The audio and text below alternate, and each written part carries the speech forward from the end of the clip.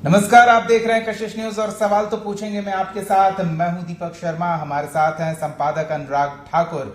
और आज का सवाल जनता का वो सवाल लेकर हम आए हैं जिसके बारे में नेता बड़े बड़े दावे करते हैं, बड़े बड़े वादे करते हैं, लेकिन उसे पूरा करते हैं या नहीं करते हैं, इसका सीधा प्रभाव जनता पर पड़ता है, उस व्यक्ति पर पड़ता है जो अपने प्रतिनिधि के तौर पर अपने क्षेत्र में एक दल का एक व्यक्ति चुनता है और वो व्यक्ति सरकार में शामिल होता है या विपक्ष में बैठता है। उससे उम्मीद लगाए रहता है कि वो उसकी बात सत्ता के गलियारे में उठाएगा, उसकी समस्याओं का समाधान करवाएगा।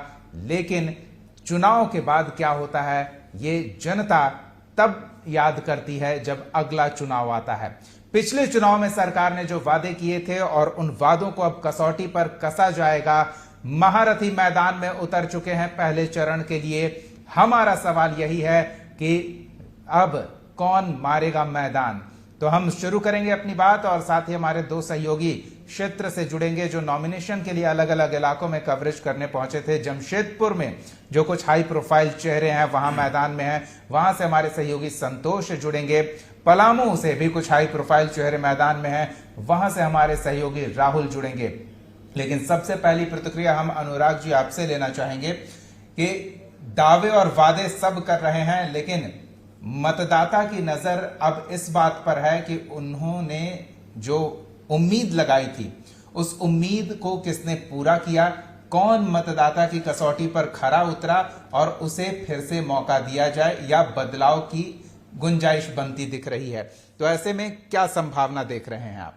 जी दीपक, बिल्कुल। अगर आप वोटर्स की बात करें, मतदाताओं की बात करें, तो उसमें मिक्स रिस्पॉन्स है। कुछ का कहना है कि जेएमएम की सरकार ने, इंडिया गठबंधन की सरकार ने काम किया, इन्होंने कोरोना काल में अच्छा काम किया। मजदूरों को, झारखंड के जो मजदूर थे उन्हें फ्लाइट से रांची बुलाने का काम किया, अपने अपने घरों तक पहुंचाया।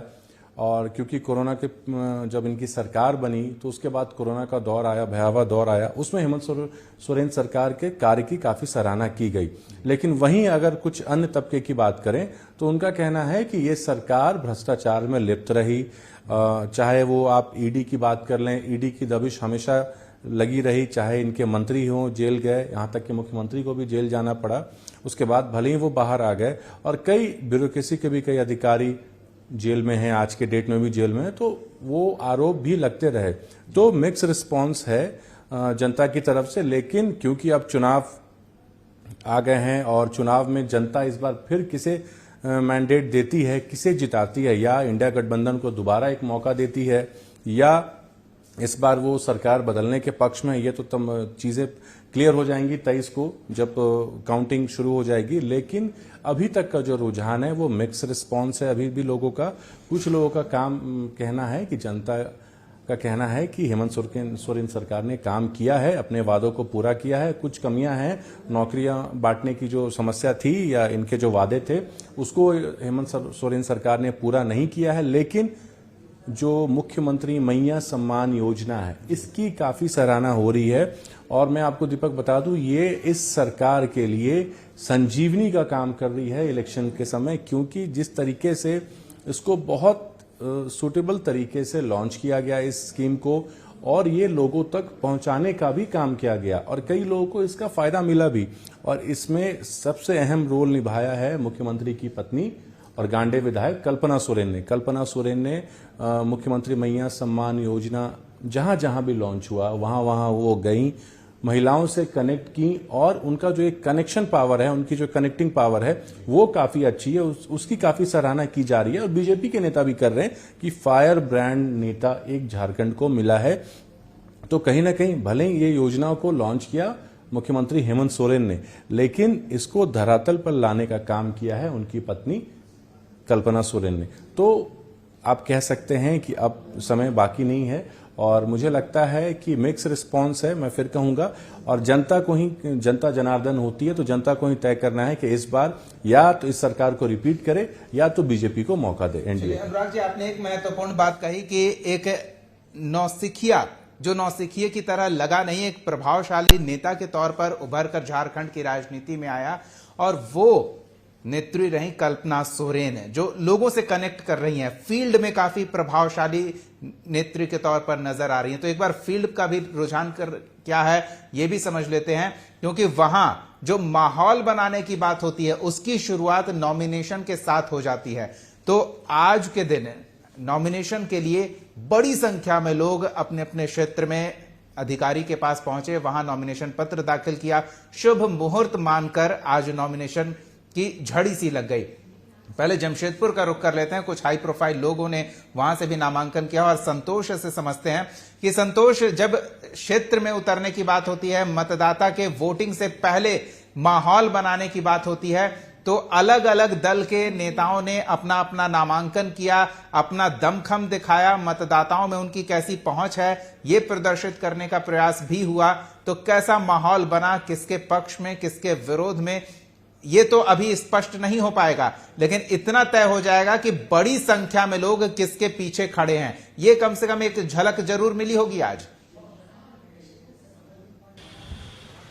देखिए, जिस तरह से जो शक्ति प्रदर्शन, नॉमिनेशन एक शक्ति प्रदर्शन के रूप में अब जो नेताओं के द्वारा नॉमिनेशन किया जाता है, नामांकन किया जाता है, उसमें देखा जाता है कि कौन पार्टी की कितने भीड़ जुटा पाते हैं।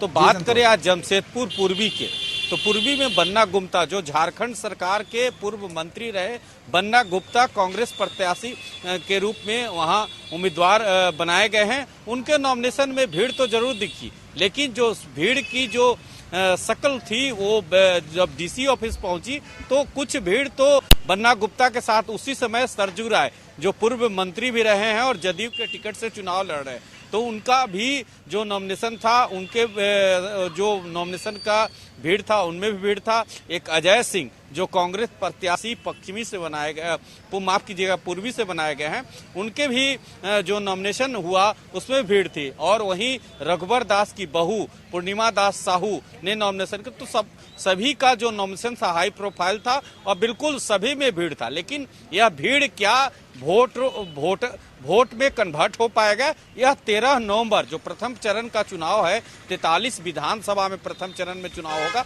अब इस 43 विधानसभा में आज कई वीआईपी, चाहे वो रांची की बात करें, जमशेदपुर की बात करें या कई पलामू की बात करें या पूरे झारखंड में जो प्रथम फेज के चुनाव है, उनका कई दिग्गज आज नॉमिनेशन किए हैं। लेकिन यह भीड़ क्या वोट में कन्वर्ट हो पाएगा, वह 13 नवंबर को ही पता चलेगा। लेकिन अपने अपने तरीके से, चाहे वो कांग्रेस के प्रत्याशी हो या जदयू के प्रत्याशी हो या बीजेपी के प्रत्याशी हो, अपने अपने तरीके से भीड़ जुटाने का प्रयास करते हैं और यह दिखाने की कोशिश करते हैं कि आज हमारे नॉमिनेशन में इतने भीड़ आए हैं, तो हम इसी को इस भीड़ को दिखाकर यह शक्ति प्रदर्शन करते कि हमारे साथ जनता है। लेकिन जनता जनार्दन, अब 13 नवंबर का दिन जो प्रथम चरण का चुनाव है, उस दिन जनता जनार्दन तय करेगी कि क्या जमशेदपुर पूर्वी या जमशेदपुर पश्चिमी या रांची या हटिया या झारखंड के जो 43 विधानसभा सीट पर चुनाव होना है 13 नवंबर को,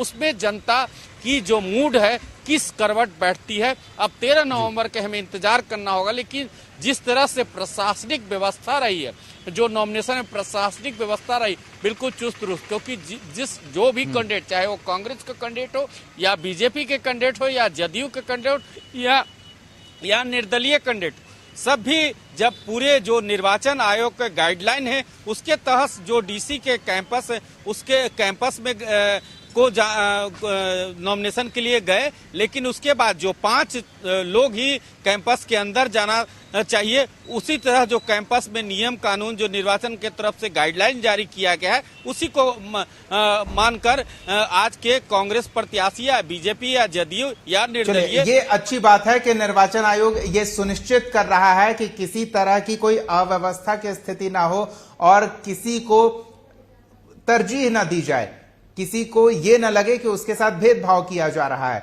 लेकिन हमारे सहयोगी संतोष ने एक बड़ी महत्वपूर्ण बात कही और वो ये कि भीड़ सबकी सभाओं में रही।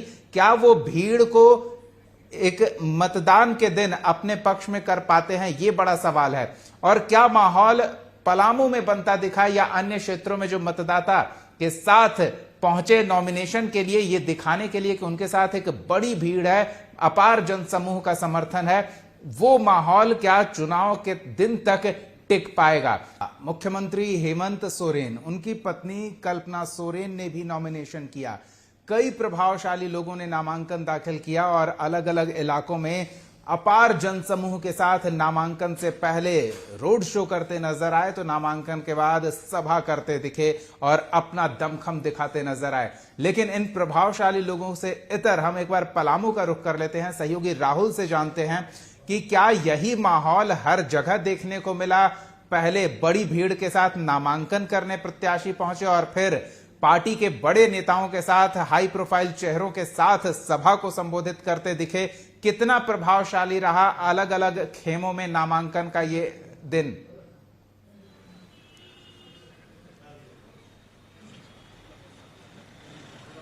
देखिए, पलामू अगर प्रमंडल की बात करें या हम जहां पर खड़ा हैं यहाँ के इस जिले की विधानसभाओं की बात करें तो बिश्रामपुर विधानसभा और डाल्टनगंज विधानसभा सीट पर के आज उम्मीदवारों ने नामांकन किया। अगर हम बिश्रामपुर की बात करें तो रामचंद्र चंद्रवंशी जो 4 बार से विधायक है, 2014 में रघुवर सरकार में वो स्वास्थ्य मंत्री भी थे और 2019 में उन्होंने चुनाव जीता और एक बार फिर उन पर केंद्रीय नेतृत्व जो बीजेपी का है विश्वास जताया है, उन्हें टिकट दिया है और उन्हें चुनावी मैदान में उतारा। आज उन्होंने नामांकन किया। उसके साथ ही आलोक चौरसिया जो डाल्टनगंज विधानसभा से बीजेपी के टिकट पे चुनाव लड़ रहे हैं, पिछली बार भी वो चुनाव जीते थे और इस बार भी केंद्रीय नेतृत्व ने उन पर भरोसा जताया है, उन्हें चुनावी मैदान में उतारा है। तो कह सकते हैं बीजेपी की 2 कैंडिडेटों ने नामांकन किया। नामांकन के दौरान तो भीड़ नहीं दिखी लेकिन नामांकन के बाद जो है कह सकते हैं कि जिस तरीके से सभाएं की गई थी, हालांकि पलामू प्रमंडल पलामू प्रमंडल के जो 2 प्रभारी लगाए गए हैं, एक प्रभारी एक सह प्रभारी लगाए गए हैं।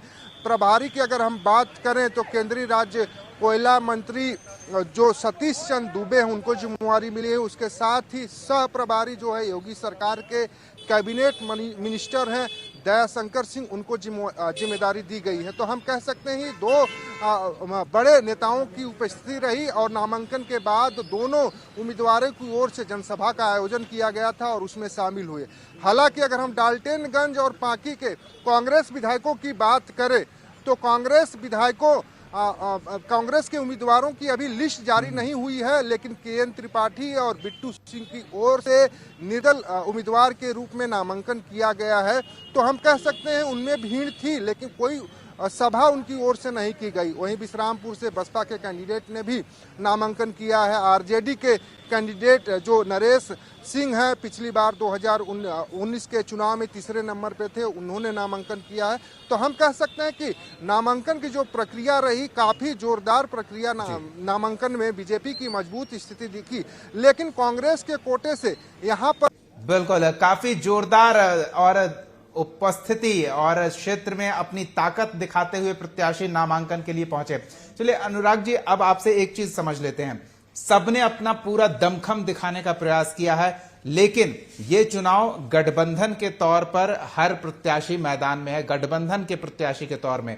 भले ही हमारे सहयोगी बोल रहे हो कि कांग्रेस के प्रत्याशी हैं, जेएमएम के प्रत्याशी हैं, बीजेपी के प्रत्याशी हैं, लेकिन वो एक साझा गठबंधन के प्रत्याशी हैं। ऐसे में गठबंधन में तालमेल कितना बेहतर होता है ये महत्वपूर्ण हो जाता है, और इस तालमेल को आप किस तरह से दोनों खेमों में देख रहे हैं ये भी समझना चाहेंगे। जी बिल्कुल, अगर हम इंडिया अलायंस की बात करें तो हालांकि उसमें पहले सीट शेयरिंग को लेके फॉर्मूला तय नहीं हो पा रहा था। कई बार हेमंत सोरेन को दिल्ली जाना पड़ रहा था, राहुल गांधी से भी मुलाकात हुई, पहले कांग्रेस के साथ बात नहीं बन पा रही थी। जब कांग्रेस के साथ बात बन गई, 70 सीटों पे इन लोगों ने जब घोषणा की कि हम कांग्रेस और जेएमएम 70 सीट पे चुनाव लड़ेगी, तो उसके बाद आरजेडी नाराज हो गई। तेजस्वी यादव 3 दिन तक यहीं कैंप किए रहे और मनोज यादव ने यह तक कह दिया कि आरजेडी अपना रास्ता देखेगी, हम 17 से 18 सीट जीतने में सक्षम है, हमारा सर्वे रिपोर्ट है। वहीं वाम दल भी नाराज हो गए। तो लेकिन गठबंधन में जो मेन रोल होता है वो लीडर का, गठबंधन का जो नेता है वो हेमंत सोरेन ने यहाँ बहुत ही चालाकी से या कहें तत्परता से लोगों को समझाया। उन्होंने वेट एंड वॉच की स्थिति को अपनाया और सभी लोगों से थोड़ा समय मांगा, सभी लोगों को थोड़ा समय दिया और सभी लोगों को लास्ट में मनाने में सफल रहे और अंतिम में सीट शेयरिंग का फॉर्मूला भी तय हो गया, जैसा कि उन्होंने पहले तय किया था। जेएमएम को यहां तक भी जेएमएम ने पहले कहा था कि अगर किसी को भी कोई परेशानी है तो जेएमएम 81 विधानसभा सीट पे अपने उम्मीदवार उतारने को तैयार है।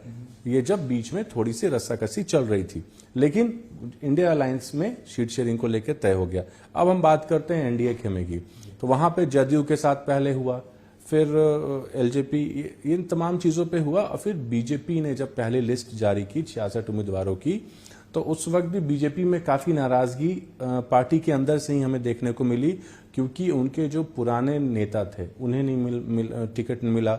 उसके बाद परिवारवाद का आरोप लगने लगा बीजेपी पे, कोई अपनी पत्नी को लड़ा रहा है, कोई अपनी बहू को लड़ा रहा है, कोई अपनी बेटी को लड़ा रहा है, कोई अपने बेटे को लड़ा रहा है। ये तमाम चीजें लगी रही, और बीजेपी के जो एक्टिव लीडर्स थे, जो नेता थे, जिनको उम्मीद थी कि उनको इस बार टिकट मिलेगा, उनकी भी नाराजगी जाहिर है। उन्होंने अपनी नाराजगी जाहिर तक कर दी बाबूलाल मरांडी को, लेकिन सबने कहा कि हम कुछ नहीं कर सकते हैं, बीजेपी आलाकमान ने जो फैसला लिया। लेकिन उसके बाद भी कई नाराजगी अभी दिख रही। अभी जस्ट 2 मिनट पहले अभी हमने मोबाइल पे चेक किया, रांची से बीजेपी के नेता हैं मुंचुन राय, अब उन्होंने नामांकन का पर्चा खरीद लिया, वो बीजेपी से बगावत पे उतर आए हैं और कल वो नामांकन दाखिल करेंगे। तो एक बीजेपी का नेता और बगावत की ओर, और वो कल नामांकन दाखिल करेगा। तो ये बीजेपी में इस बार हमें देखने को मिल रहा है, और ये आरोप भी लग रहे हैं कि तमाम बाहरी लोगों को लाया जा रहा है, पार्टी ज्वाइन कराया जा रहा है, और उसके बाद टिकट दिया जा रहा है। तो टिकट को लेके भी सरायकेला में जैसे बीजेपी ने चंपई सोरेन को ज्वाइन कराया, तो वहां पे गणेश महली पहले से थे और वो काफी नाराज हो गए।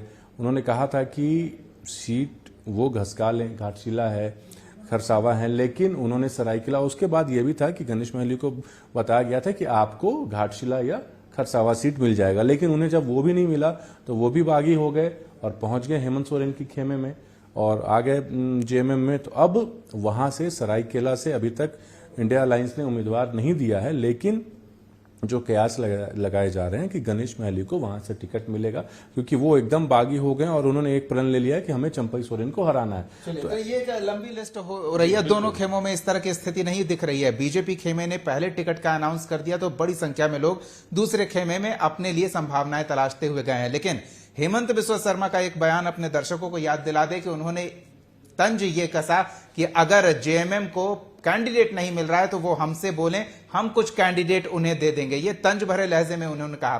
तो ये जो आलोचकों के बीच, समीक्षकों के बीच और मीडिया में चर्चा का विषय है, क्या जनता के बीच, भीड़ में भी यही चर्चा हो रही है? समय कम है, लेकिन संक्षेप में हम अपने दोनों सहयोगियों से इसका जवाब लेंगे कि क्या दल बदल को लेकर, परिवारवाद को लेकर जनता में, आप भीड़ का हिस्सा थे आज नॉमिनेशन के दिन, कोई खुसफुसाहट, कोई चर्चा सुनाई दी? संतोष, आपसे शुरू करेंगे। देखिए, जिस तरह से हेमंता बिस्वा शर्मा जो चुनाव सह प्रभारी बीजेपी के हैं, उनके द्वारा तंज किया गया था हेमंत सोरेन पर कि अगर वो जो सीट शेयरिंग के को लेकर जिस तरह से तंज किया गया था, क्योंकि जेएमएम की तरफ से, महागठबंधन की तरफ से सीट का घोषणा नहीं हो रहा था, उस पर तंज किया गया था। लेकिन आज जब नॉमिनेशन हुआ, पहले भी हम दर्शकों को बता दिए हैं कि जिस तरह से जो मीडिया, जो आज नॉमिनेशन के तरफ से जो प्रत्याशी होते हैं केवल शक्ति प्रदर्शन करते हैं, इस तरह से कोई चर्चा नहीं थी। हमारे कौन नेता हैं, क्या हैं, कि इस तरह से कोई चर्चा नहीं होती। हाँ, कोई एका दुक्का जो रहते हैं वो चर्चा करते हैं कि हेमंता ने अच्छा भाषण दिया, अच्छा तंज किया। लेकिन जो आज का दिन होता है, नॉमिनेशन का दिन, जो प्रत्याशी चाहे बीजेपी को या महागठबंधन के हो या निर्दलीय हो, केवल एक ही लक्ष्य रहता है कि आज केवल शक्ति प्रदर्शन हो। ऐसा कोई नहीं कि हेमंता ने बोला कि हम आपको प्रत्याशी घट रहा है तो 2, 3, 4 भेज देते हैं, लेकिन ऐसी कोई चर्चा नहीं। केवल आज का दिन जो नॉमिनेशन में होता है। चले, तो लोग भी अपने स्तर पर आकलन कर रहे हैं कि किसके साथ कितनी बड़ी भीड़ है और कौन कितना मजबूत है। संतोष, हम बहुत बहुत धन्यवाद। हम राहुल से भी एक जानकारी ले लेते हैं कि भीड़ में किस तरह की चर्चा थी। राहुल, संक्षेप में बताएं।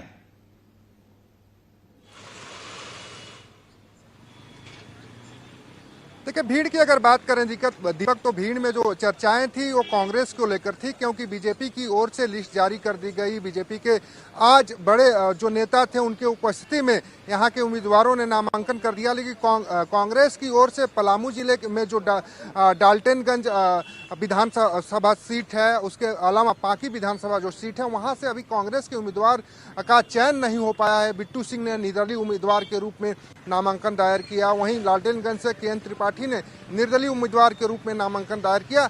चर्चाएं चल रही कि आखिर में क्यों कांग्रेस की ओर से इतनी देरी हो रही है, क्योंकि प्रथम चरण के जो नामांकन की प्रक्रिया है कल आखिरी तारीख है। वैसे में इतनी देरी होना, उम्मीदवारों के नाम जारी होने से इस बात को लेकर भीड़ में और लोगों में, बाजारों में काफी चर्चा थी। कई लोगों ने हमसे भी जानकारी इकट्ठा करना चाहा कि आखिर में कांग्रेस की जो लिस्ट है उम्मीदवारों की, पांकी और डाल्टनगंज के, उनके उम्मीदवारों के नाम क्यों नहीं जारी किए जा रहे हैं, क्या देरी हो रही, इन सारी बातों को लेकर चर्चा थी। लेकिन अगर हम बात करें बीजेपी की, बिल्कुल, तो इससे ये स्पष्ट होता है कि हमारा लोकतंत्र कितना मजबूत है कि लोग भी इसमें खुलकर दिलचस्पी लेते हैं, और जो एक प्रबुद्ध वर्ग खुद को मानता है, जो आलोचक और समीक्षक के तौर पर सियासत को देखता है, उसकी चर्चा का स्तर और आम मतदाताओं की चर्चा का स्तर, जो अपने मुद्दे तलाशता है, नेताओं के बयानों को परखता है, नेताओं के हाव भाव को समझता है, सब कुछ मिलाकर मतदान के दिन अपना रुख तय करता है।